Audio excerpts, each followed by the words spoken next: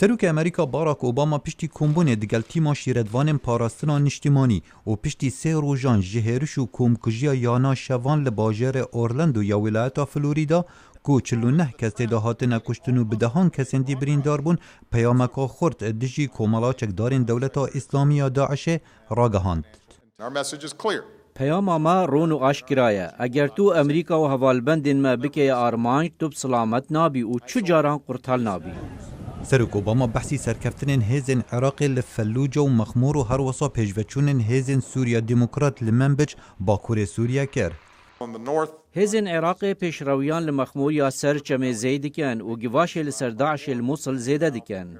هر وها به پشتوانیا هیزا تایبت یا امریکا هفت پیمانیا باکور سوریا باجر منبج دورپیچ کریه و روشا داعش لرق آستنگ دکن.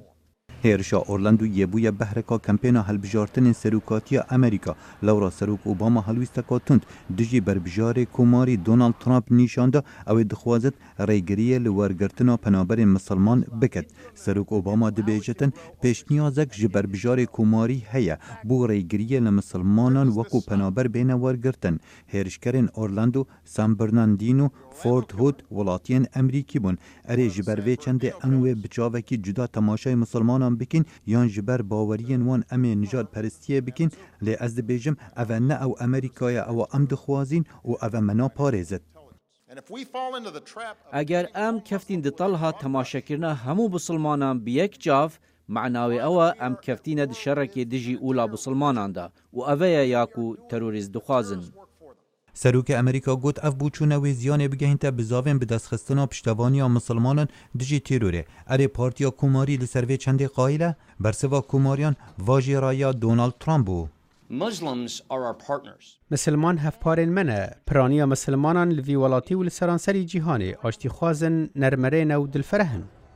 هیرشا روژا یکشنبه یا فلوریدا یبوی مجارا خورتا سیاستوان امریکا و چاوایتیا سردریه دگل هیرش نافخویی. بربجارا دموکرات هیلاری کلینتون گوتنا دونالد ترامپ یک کوماری رد کرد او گوتی سروک اوباما آلیگر تروریسم دکه. حتی کل دم جدابری سیاسی اوه در باسی هر تشتکی دبه که کسک خوب سروکاتی امریکا بربجار بکد. اوفیسا پاراستنا نافخوی امریکا دبیجت لیکولین هشتا بردوامه بو به دست خستنا زانیاریان لسرجیان عمر متین انجام داری هیرشا اورلاندو گو چندین جاران سردانا یانا شوان یا هفرگزان کری و چندین جاران کفتیا بر لیکولین لحتانها هاندر کریا راوی و تکلیاوی یا راستاو خود دگل کمالکا تیروریست آشکرا نبویه. خالد فتاح دنگ امریکا.